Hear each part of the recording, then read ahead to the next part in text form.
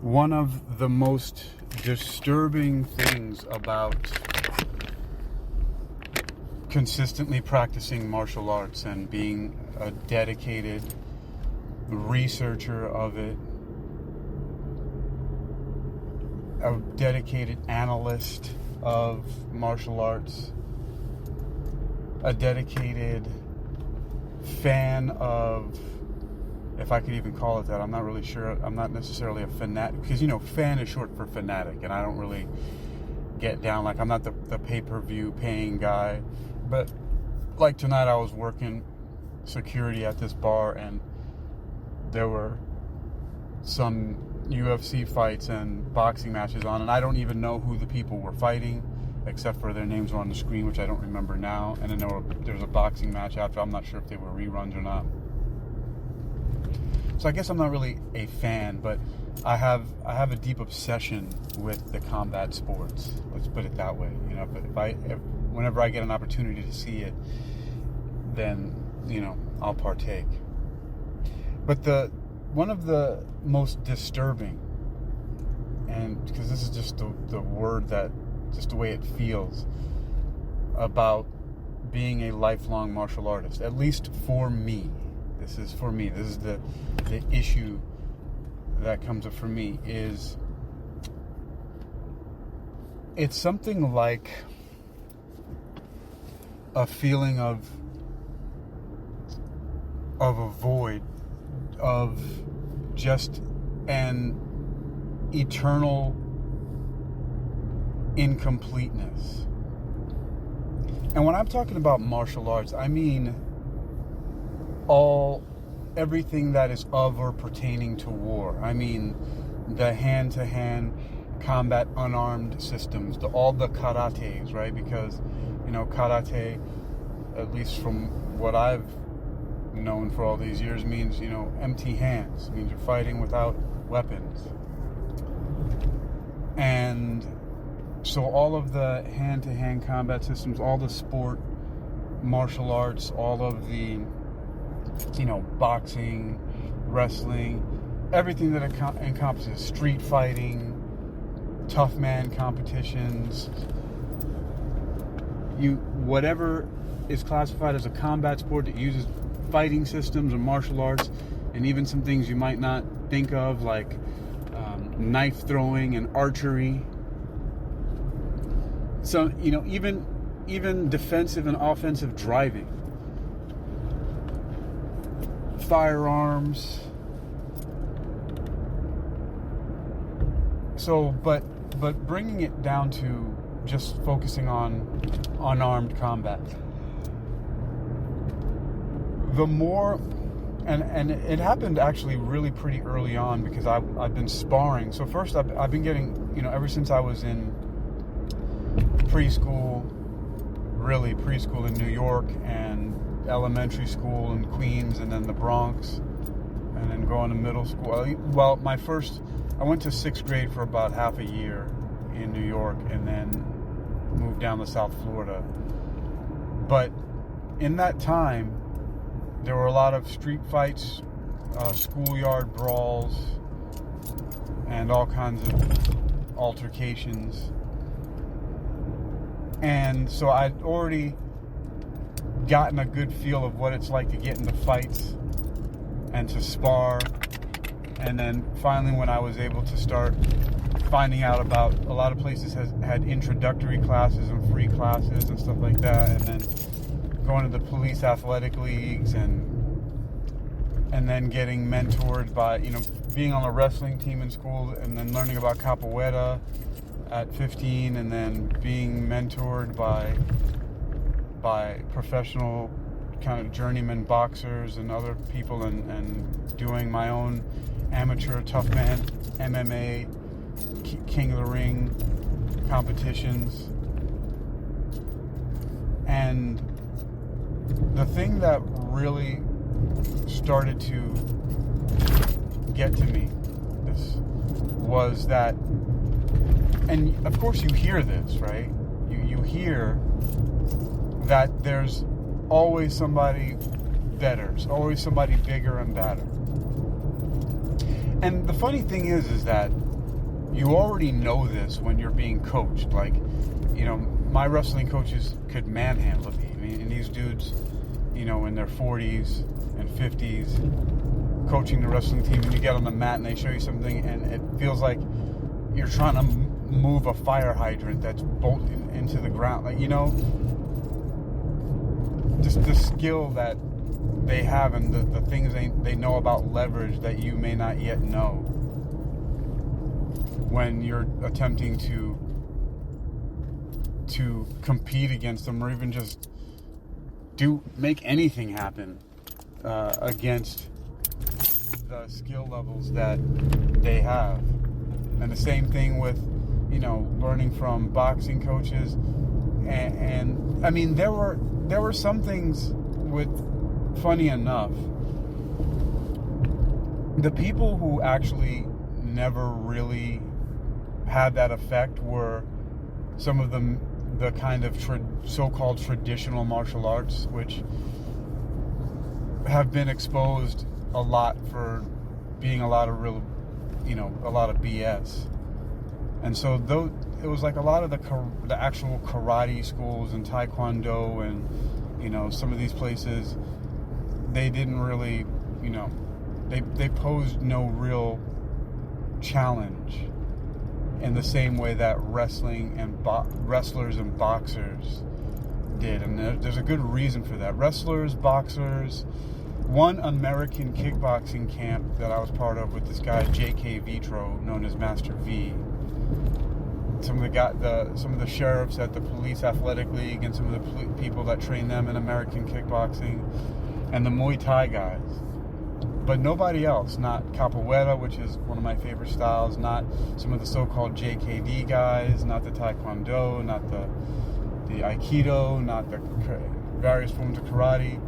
There was not really a challenge there. But the challenge was in the people who trained to fight, and those were boxers, right? If you notice something about boxers, wrestlers, Muay Thai, they don't have belts. And it's completely different than... Now, some people who could probably be really tough, although in my early years I never really went up against them, were the jiu-jitsu practitioners. So, and then some of the judo guys were pretty crazy though. But my point is that that the thing that was disturbing and that always just kept me feeling this eternal incompleteness, this void, was just, like I said, you know it from the coaches and people who are teaching you, some of them who are better than you. And I just went on that whole tangent about that just now, and drifted off about how most of the traditional martial arts, they didn't really give that feeling. But enough people did to make me realize when I first heard that saying, there's always somebody bigger and badder. Because there's this weird thing about being a young man and having a lot of testosterone and very little experience, and maybe even being a little bit disturbed from things in your environment, that you, with your anger and rage, like you just think that you're the baddest thing ever. But then but when you start training martial arts and you start getting manhandled by people who have more experience, like your coaches and other teachers, and just being on the wrestling team and getting on the wrestling mat. I mean, that was one of the most humbling experiences that I've ever had. And just it was a real challenge, especially because you have to follow certain rules, which makes it all the more difficult. And so then it becomes a game of strategy. It becomes a chess game. And so and it makes you very aware of all the various different aspects of combat sports and martial arts that you have to start to get better at. And it doesn't matter how good you get. somebody's always going to kick your ass if you go up against them. I mean, it's not like you want to just go around all over the place challenging people all the time. Very stupid thing to do. Trust me, did it. Run around to schools. Not something I'm necessarily proud of, but it was like a thing to do, I think. I don't know. But it's just, especially as a man, even now, just with the fact that I'm so hyperactive and hyper athletic, and I'm really aggressive in a lot of ways. I mean, but I have outlets for it. Like I do a lot of percussion work and do a lot of death metal percussion and death metal vocals, as well as a lot of heavy bag work, some sparring, and just training every day, just using my body and doing things like training with doing cinder block and concrete training for my fists and kicks and things like that. Just basically just working out my aggression in ways that are, kind of walking the line between being socially acceptable violence and, and just full-on martial arts. I mean, it still hasn't left me. It's pretty crazy. All of that aggression that I've had. I mean, I don't remember a time not having it. But there is this humbling factor that I've just been really talking about here, of just knowing from experience that there can, what I really start to think about sometimes are those post-apocalyptic or zombie apocalypse scenarios, right? Where there are bands of marauders and looters and just, factions of survivors and survivalists running around in the street. And it's very humbling to think about how quickly you could just be dominated, tortured, just anything done to you, because there's going to be some team, some fighters, some warriors out there that will best you. It's really crazy to think about when you get out of your head and you get out of your crazy delusional fantasy world and thinking that you're I don't care, because think about like the highly trained special forces guys, or just anybody who makes combat their business, right? It's mind-boggling the amounts of skill, and that combined with people who have highly controlled amounts of aggression. I mean, just the whole idea and the whole world of martial arts and combat and war is just, it can be overwhelming. And it causes you to think about, there was a friend of mine, Noriko Kobayashi, in LA, and one day I forget where I met up with her, and then went over to her house, and we're sitting in her living room drinking tea, and she had this book, and in it there's a story that might be familiar to some people, and it's similar to the saying that says it's better to be a warrior in a garden than a gardener in a war, which is similar to what people say. Like, for example, there was I had it on in the background, the Alien versus Predator, and this one woman had a gun, and the guide asked, who was played by Sanaa Lathan, said, "Why do you have the gun?" She said, it's better to have it and not need it than to need it and not have it, right? But in the book that my friend Noriko showed me, there was a thing that I remember very clearly, and it says, because we were talking about martial arts, because she had come to some of my classes that I was teaching and had seen me in Florida and in the ring before, and then she was talking to me about what she showed me in the book. I forget how we got to it, but the passage said something like, it was it was like, strength without love is violence, but love without strength is useless. And I think that was like as close to the translation from Japanese to English that we could get, that she could get out of it. And the point that she made was that, yeah, somebody could be strong, but if they don't love, they might be abusive to their family or other people, like a bully, right? Strength without love. And I know it's very overgeneralizing, but it makes sense, right? You think about it. And then she said, but love without strength is useless, meaning, and she pointed to, so a man who cannot fight and is not resourceful in as many ways as possible cannot protect his family, his wife and his children and his community.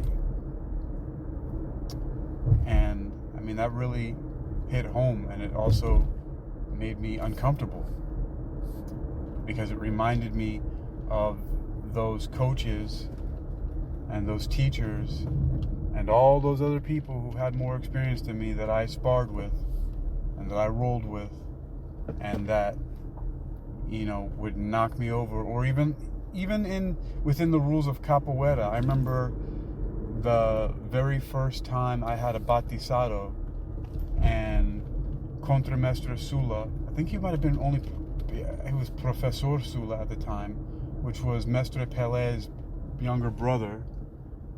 And at the batizado, you play with a bunch of people, and then the Mestre takes you down, right?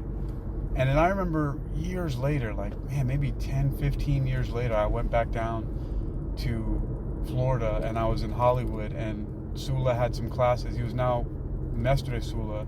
He had some classes at this place called Young Circle in Hollywood, Florida. And, this time I was playing capoeira competitively.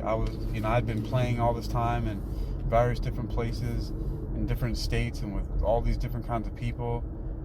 And, I really tried respectfully, and I wasn't trying to be a badass or anything like that, but he still took me down, within the rules of capoeira.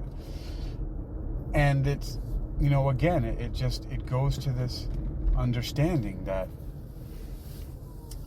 what do you do with that information, right? Like that you can be bested by anybody at any time, that there are people out there who have these skills that can just completely dominate you in various different ways.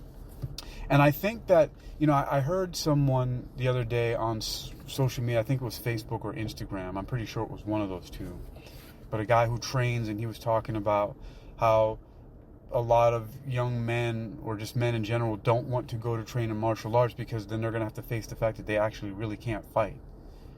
That they're going to come up against somebody, like how I always do, often in training.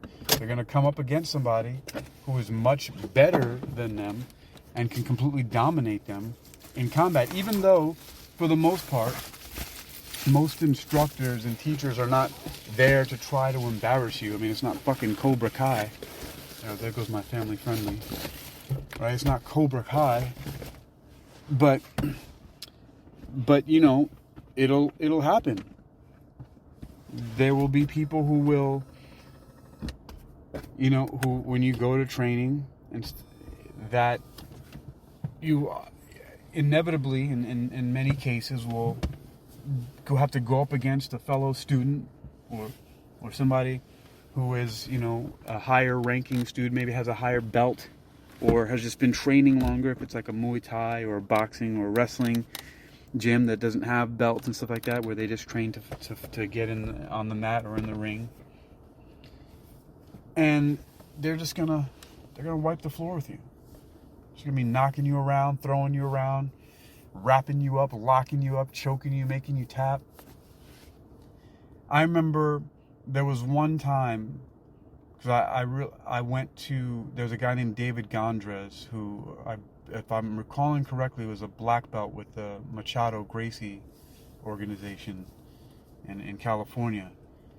And just getting on the mat with him and moving with him, it reminded me of the times when I had trained with some various different wrestlers, and I was just thinking to myself, how is it that I cannot even move this person? Like, why is it that I am trying my best, within the rules of wrestling, to try to move this person, and I actually cannot move their body in the position that they want, and they're just able to, just with some leverage and a few movements, twirl me around and slam me on my back. Like, what is going on here?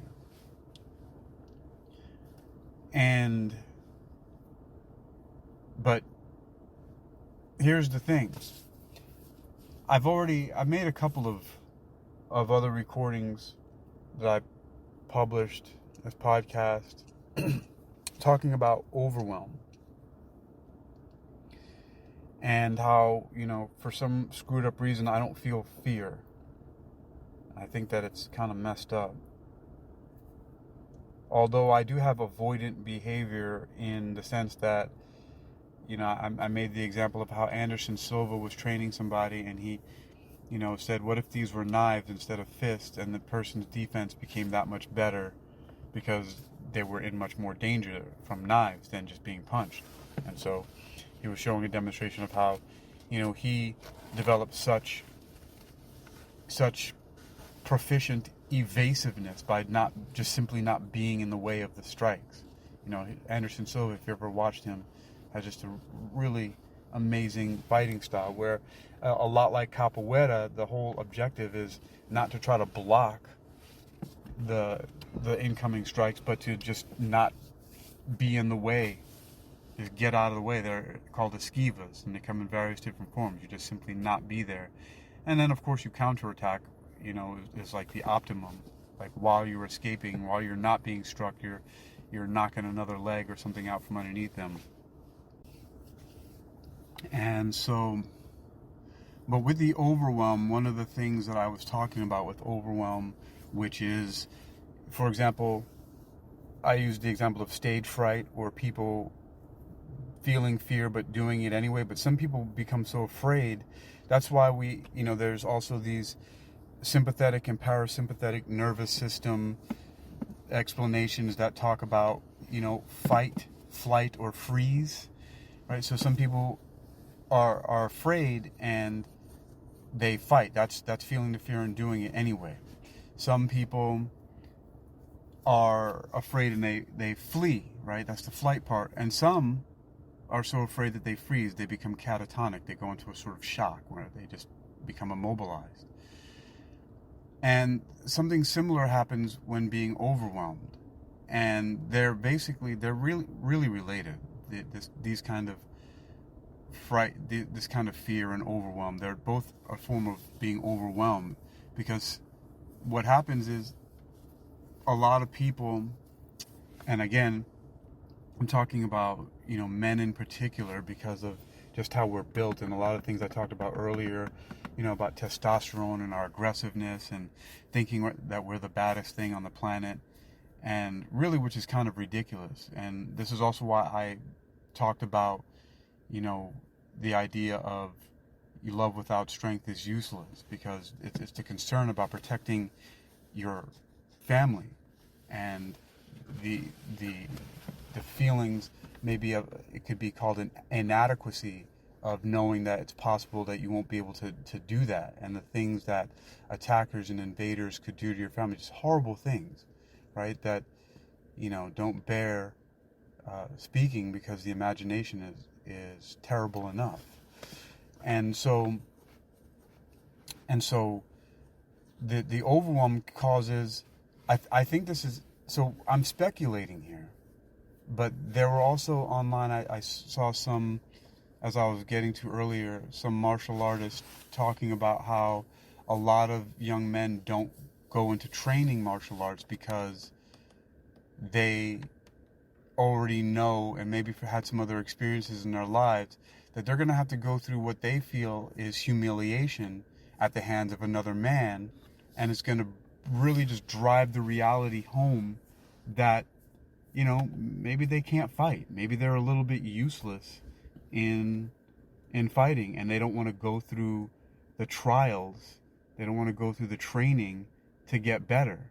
And maybe they just have really rapid thinking minds that have taken them through the whole scenario that I know from experience, that no matter how much you train, no matter how good you get, you are going to have some problems with some people when situations come down to it. And maybe also it's my brain that I just think in these crazy post-apocalyptic zombie apocalypse scenarios, where there's just anarchy and lawlessness in the streets, and you're really just fighting for survival against bands of crazy humans, or like Mad Max situations, right? Like there are no rules.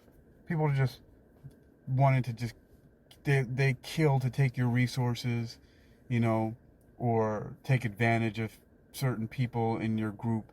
Maybe just all of those things. So so what's crazy, right, though, is that many people opt for the just throwing their hands up in the air and just being like, well, I'm just going to be one of the normal. They're not even going to put up a fight, which reminds me, I got a lot of respect for some. I don't know what's coming out of Brazil, right? But, I talked about Anderson Silva. He's from Brazil, and then he even, the evasiveness that's related to. I don't know. I've seen him do a little bit of a Jenga before, so he probably does know some capoeira. And the Jenga is the swing, like the main rhythmic dance-like component of capoeira that everybody knows as its signature. And then, what reminds me just now, one of my favorite bands called Sepultura, out of Brazil. There was a song, I don't remember what album it was on, or if it was a cover or not, but there was a line in the song that says, when you go down, motherfucker, when you go down fighting, right? When you go down fighting.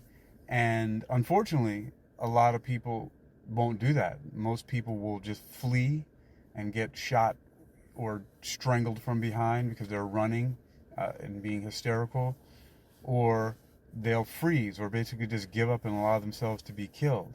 And this is in a very similar way to what people are doing who don't train. So I know this is a very bold statement that I'm making here, but men especially who just completely neglect any kind of martial arts or self-defense training, or even, fitness training, or being, healthy, because I equate healthy living is a generalized form of self-defense. And so if you're not taking on that responsibility to learn something about, and there are various forms of self-defense and various different body types, and not everybody is going to learn, jiu-jitsu or kickboxing or boxing or wrestling, right? But, you should be as healthy as you possibly can. And if you have to learn how to use nunchucks or knives or guns, whatever you need to learn how to do, you have to learn some skill. Somehow make yourself better in some way. At least be stronger. Go to the gym, right? But I feel that people who are neglecting to do that are falling in the category, they're not going down fighting. And I think that's sad. I think that no one should go down without a fight. Especially if you're being attacked unjustly. Like I don't see any reason that's good for that at all. It doesn't make any sense to me. And again, what I just said, it doesn't make any sense to me. I'm not saying that it's ultimately wrong or that I'm the highest authority on this. I'm just saying that I'm disturbed because I've experienced what it's like from endless confrontations throughout my life, whether they be competitive or friendly or various different kinds, that there are people out there that will mess you up. And, so what do? Well, again, a lot of people are just not doing anything and just being completely and totally useless. My response, my answer to this, what I'm saying that should, right? That's that word should. What I'm saying should be done is simply persistent, consistent, ongoing, never-ending training till you die. And that's how I feel about healthy living, which once again is a form of self-defense. And my mode of operation, my forte, what I lead with, my skill set that I share and teach the most is healthy living and self-defense. That's my bread and butter. Healthy living and self-defense. And so in the realm of health, right, again, which is a form of self-defense, I really, really know from everything that I know for me that you are irresponsible for not taking care of your optimized state of health. To seeing that you get there, at the very least. I mean, that's just, I don't understand why it's not done consistently, why it's not a standard part of curriculum like survivalism and martial arts, right? Just as much as how, the educational system is criticized for not teaching, students how to be entrepreneurs or build a business or even just be good with their money, right? It's not just part of like the regular normal curriculum. I feel like, and I know some people might think this sounds sexist or something like that, or maybe even go as far as saying misogynistic, but I just really believe that young men in general coming up should have this kind of training. Like just how there are many cultures that have rites of passages, right, or rites of passage for boys becoming men, like around 13 years old to 15 years old, just, and it varies slightly in different cultures. But there are these quests in some indigenous place. They go out and hunt. There's some kind of thing like a sports combat match, right? Like there's just some kind of thing that says, okay, you are no longer a boy, and you've been training for this, basically your whole life. Now it's time to become a man. Get in the ring, duke it out, go into the woods or the jungle and hunt or survive. And there's this sort of thing, and I'm saying that should be, again, here's the word should, I know, right? Should be just mandatory. It should be just a standard part of life for boys to become men. And knowing, I mean, because there is one ferocious thing that can be learned, right? And that's continuing to get up. There are people who fight all the time and against the recommendations and suggestions of their coaches or family and friends, who just keep going into the boxing ring and just getting beat over and over again, maybe by points or getting knocked out. And sometimes they have to be told to stop before they get more serious brain damage. Or just, there are people who wrestle. And like, for example, I know people who do USA wrestling who just lose all the time, but they just go wrestle. They know they're losing. They're not going to win, but they just keep going anyway. And for whatever reason this is, they just haven't figured it out. But that right there, that person who keeps on going even though they keep getting pinned or beat by losing by points, they just for some reason just can't get that advantage. They're not aggressive, fast enough, strong enough, smart enough, whatever it is. But there's this thing about them that they just keep going, like Captain America, right, in the movies. And I think that originally came from the comic books. He just keeps getting knocked down, right? Gets punched in the face and knocked down and just gets back up, wobbling, bleeding. I can do this all day, right? That right there, that's exemplifies when you go down fighting, just not going to back down. And sometimes, I've even seen where, like, there was an attempted kidnapping or somebody trying to do something to somebody who they felt like was weaker, and that person simply stood up or faced them and screamed or even just hit them. And the person who thought, okay, wait a minute, I thought this was just going to be a steamroll, they were just going to be a pushover, they back off. Even though if they probably persisted, like let's say it's like some kind of, male on female violence, a man on a woman who attacks her and thinks she's just going to, scream or pass out and faint and just let it happen, but instead she kicks and screams and bites, they let go. They're like, no, I don't want this. It's going to be a problem.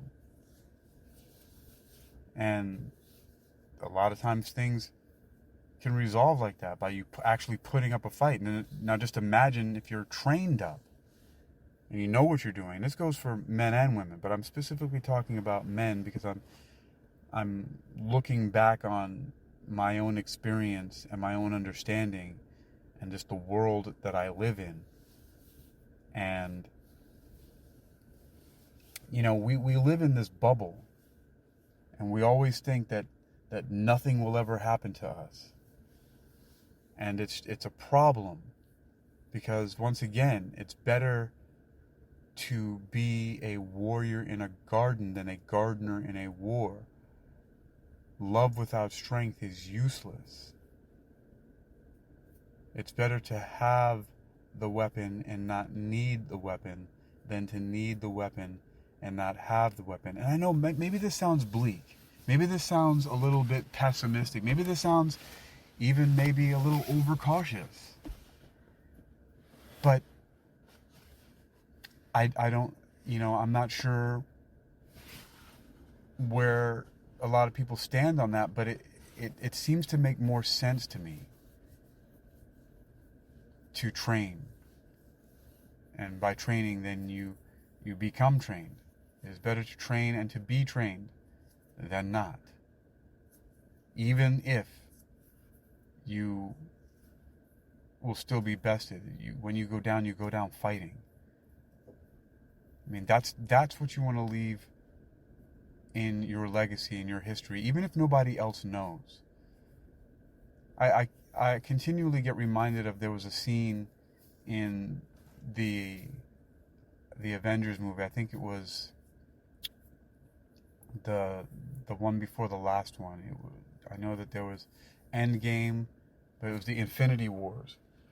And in the beginning, because this was after Thor Ragnarok in the sequence of the MCU movies, and the ship gets attacked by Thanos, and they board, and they're killing everybody on board, and then Thanos goes over to I forget what his name is, what his character's name is right now, but he was played by, I think, you're right, it was Idris Elba, and he was,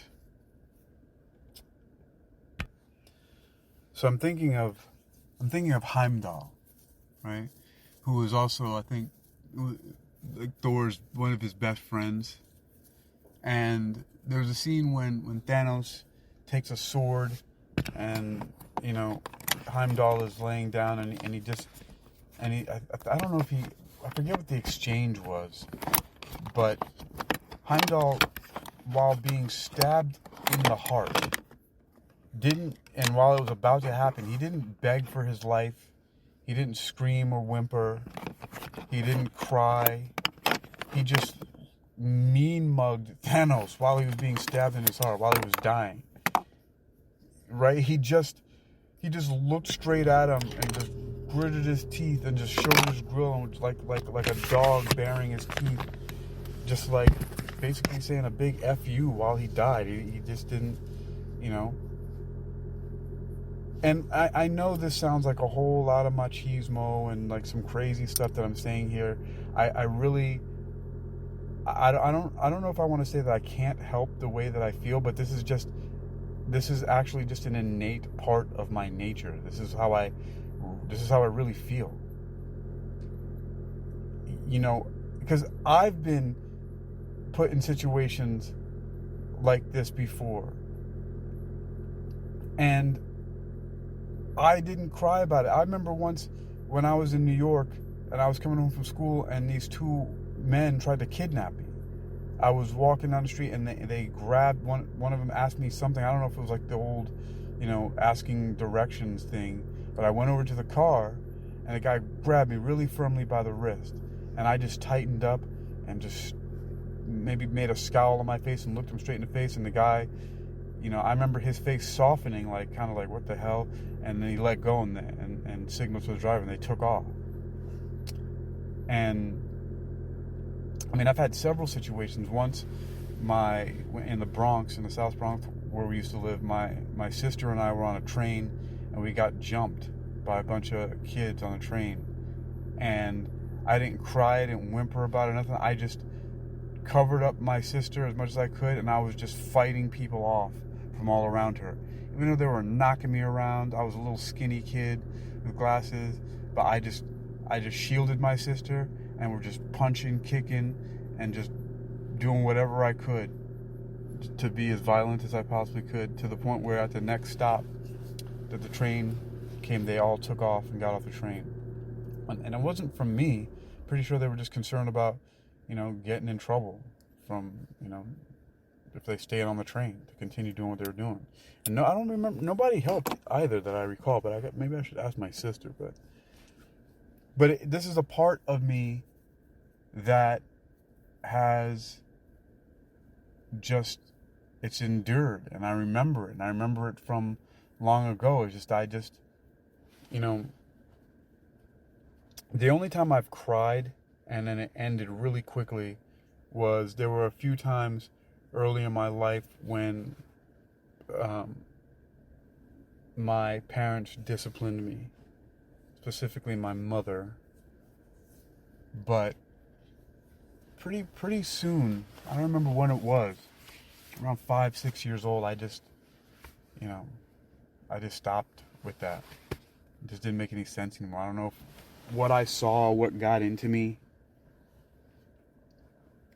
But all of this is related to, because it's not going down without a fight.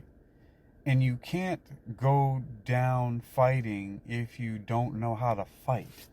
Or if you at least don't have that fighting spirit, that killer instinct. Like, you know, Captain America just wouldn't give up because he was righteous, right? It could be, I don't know if that's righteous indignation, whatever that is, right? Whatever that is, whatever that person who is in USA Wrestling who gets beat all the time but just keeps going back, even though they got cauliflower ear and they never win a match, but they're just brutalized. And they just keep doing it. That's the spirit that you want. I mean, that might even be more badass than you know, the you know, ultra shinobi of the earth, right? Like, I don't know. And a combination of that, I'm pretty sure there's people out there like that too, who have that same ferocity like I have, where I'm not giving up. You know, you start killing me, I'm gonna Heimdall face you while I'm dying. You know, you're stabbing me in the heart. You might be beating me, but I'm not going down begging or pleading. There's no need for that. What does that accomplish? It's just a loss of dignity. It's pathetic. And this is not I'm not saying this to insult anyone. I'm making a point that I really have the understanding and the experience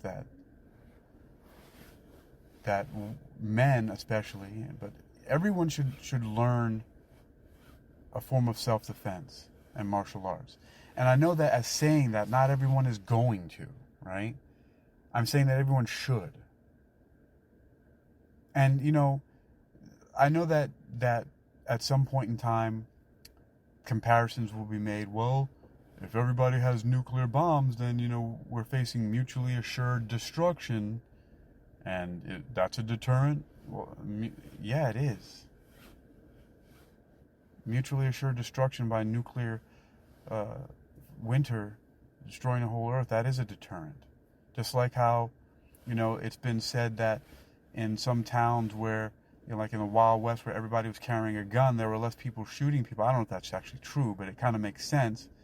If everybody's walking around with a gun, you're less likely to be threatening people with a gun, because you just as easily be shot, as shoot somebody. And so, if more people trained, they would be less likely, if they're sane and stable, to go around attacking or other people.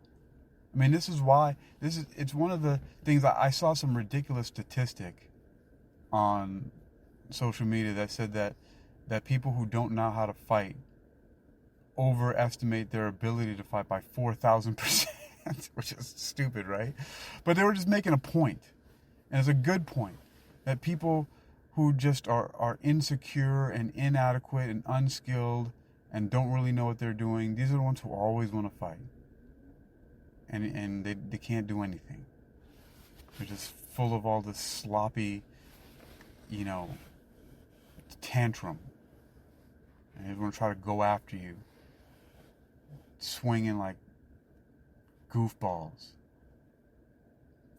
And so,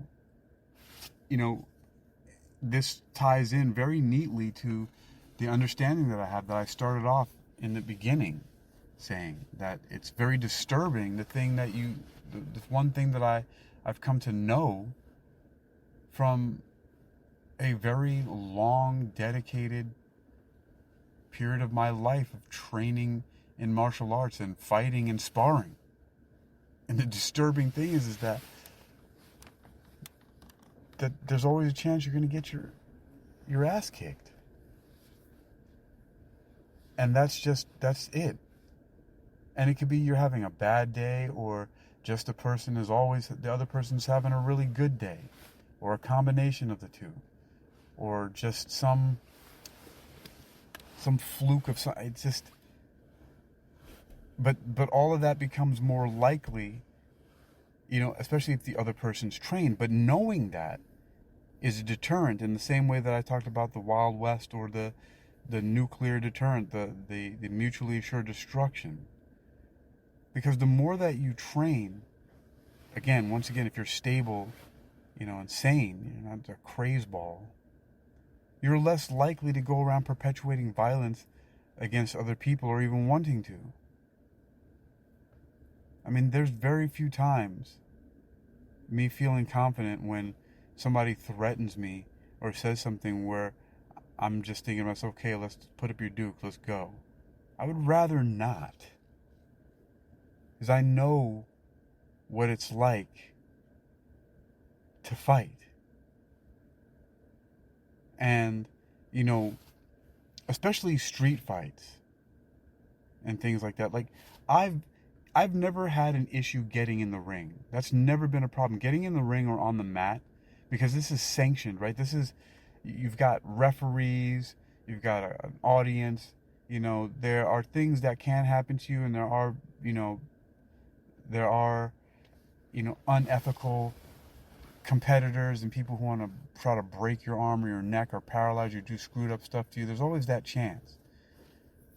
But there's this barrier, there's this cushion of safety that you have in those things. So those are never actually, there's never been any issue with doing that. But street fights and things like that, right? I think twice about it because I don't want to be inconvenienced by having, my skin torn open and bleeding all over the place, and just the discomfort that brings with it, and just the incapacitated state that I'll be in. I mean, I've had my arm in a cast before and bandaged up, sliced open my right arm. Like, it's just, these are not things you want to be dealing with. It's really inconvenient. And when I become inconvenienced, I become really, really, what's the term? I'm just ornery, just unpleasant. Just very, it's not, the word's not moody, but just mean, just foul, just angry, like enraged. And it's very inconvenient.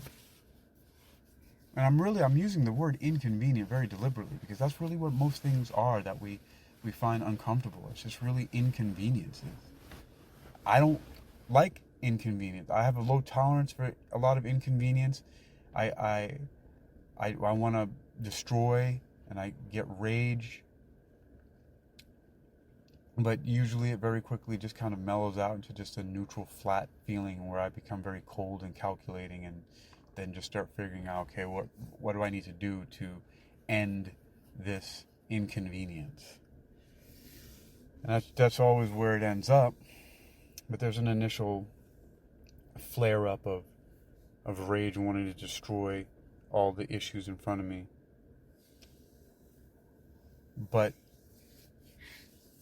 again, a lot of this is kept in check simply from having the experience of competing in various different forms, especially the sanctioned legal fights, as difficult as those can be. But then you come up to a street fight situation. I've actually ended several fights, 3 of them very significant, by simply standing still, looking directly at the person, and breathing calmly and slowly while thinking about all the destruction I might have to wreak havoc on the person, or at least attempt to, right? Because again, here's the thing, I don't know what they know. And these 3 people, literally all 3 of them ran away. And then the second level from that of winning without fighting is I've actually just pulled out some really crazy acrobatic move, or like a tornado kick, or a powerful looking butterfly kick, or something else, some kind of scorpion kick, a whip kick, something flashy, either jumping or backflipping with kicks, just something crazy looking, right? And people just been like, okay, nah, I'm not getting into this. And that's fortunate. It's very fortunate to be able to end confrontation like that. But here's the point, that if I were insecure and feeling inadequate like the people who I had confrontations with, or that they initiated, or however it got started, if both of us are like that, then there probably most likely will be a fight. Or somebody end up embarrassed because they're running away or walking away in a way where they're being insulted. Whereas if you just stand your ground and slowly be calculating, I mean, if you can, you don't really, again, you don't know what anybody knows, so sometimes it's not really a good idea to just stand there facing somebody. You never know if they're going to pull out a gun, a knife, or something, right? Or call like a gang of their homies over. And the crazy thing is that several times in my life, I've had to fight multiple people. There was one where a girlfriend of mine and I were walking down the street, and I got into a fight with like a dozen kids, and they were throwing rocks at me, and they were like, I want those clicky things, and they were talking about I had some homemade nunchucks. And so these kids were like throwing rocks at me, and like I was dodging, like they were literally picking up like these small boulders that little kids could pick up. That I remember, and we had to run all the way home, and all the meanwhile I'm like smacking dudes in the freaking head and their knees with the nunchucks, because I was just walking down the street like playing with them. This was in Fort Lauderdale, and they followed us home, and finally I got, my girl and I, we got to my house and went inside, and like for like a couple weeks afterwards, these kids would come by the house and throw rocks and break the windows. It was just really messed up. And then I had to go over to the neighborhood with my dad, and then we confronted the kids' parents and talked to them about it, and it finally ended. But it was me. I had to stand up to all these, like, it was so crazy. Like, I just remember this. And then again, I remember at Fort Lauderdale High School, these kids, I was walking by and I was like, damn, she fine. That's your bitch? And I was like, she's not a bitch. And that turned into a whole thing, and I got in a fight with like 6 guys at the school. I mean, what's really great, what's funny is that just because of how ruthless I am when it comes to fighting, like I don't, especially a situation in a street fight, I don't hold back. Or I'll hit people in the head, throw them and slam them and things, just be really ultra violent. That it comes down to that scenario where people have said, oh, if you get into a fight, just go for the ringleader, right, the toughest one. You knock them around a little bit, all the other ones will scatter. It's kind of what happens. Another time, I was on a school bus. I got jumped by 4 kids, and I actually got expelled. It was during summer school. But I've just had a lot of these things. And I'm not saying that it's a good thing to be getting into street fights and things like that. A lot of stuff I've done was pretty stupid and could have got me killed. But I also learned a lot from that as well. And I also learned, don't do that. That's the whole point too, is that sparring and training and competing, the bruises that you take, the humility that you experience, it really causes you to think again before you open your mouth or start getting into fights with people in the street, because you never know what somebody knows. And just it's not a fear either. Like I talk about, like it's logical and necessary for you to maintain your health, right? Because you could be anywhere from injured severely or die. And being injured, again, like I said, these are inconveniences. Like to have your arm in a cast, or to have stitches somewhere, or to have a black eye or a broken jaw or broken nose. Like it just sucks. It's inconvenient because it makes life more difficult than it already is, and life is really difficult a lot of times. It's just, why add to that? And it's the same thing. Why do you want to eat toxic food like junk food and stuff like that? You're just adding to the burden that life already is in a lot of ways. So I've made this point here about one of the most disturbing things that I've discovered by consistent, diligent, lifelong, dedicated training as a martial artist is really that fighting is challenging, it's difficult, it's painful, it's inconvenient, yet you should train for it, and you should train in as close proximity to real life scenarios as possible, coming with all the pain and the sparring that you have to go through with that, the humiliation, or humility more, but sometimes it is humiliation. Everything that you have to go through, and just even the self, punishment. I mean, like for example, just like the other day, I go to the gym and I hit the heavy bag, and I do 5-minute rounds on the heavy bag. Then I go to the park and I'm doing 5 rounds that are 5 minutes each of capoeira movements. It's much, much more difficult, just exponentially more difficult. Because in kickboxing, I can pace myself a little bit and just resort to just throwing punches. And I can get off some pretty powerful punches, just the weight of my hand and the glove and how I flick and know how to use my entire body, right? But doing capoeira, like cartwheels and esquivas, which are these lunges and these rolls and these things where you're on your hands and upside down and cartwheels and single arm cartwheels and just all this stuff that you, just to get variety out of the movement. And to keep on moving for 5 minutes straight, it's excruciating. I mean, there are several times when I've done it and I felt like I could taste blood from my lungs, which I actually know that there's like small burst capillaries. That's really what I'm tasting when you have that coppery taste in your mouth, like if you've just exerted yourself a lot. And because that's how mentally I am. I push through a lot of stuff. And that's what I'm talking about, like the whole, the Captain America scenario, the going down fighting. I mentally am able to just keep on going, even though my body doesn't want to in a lot of ways.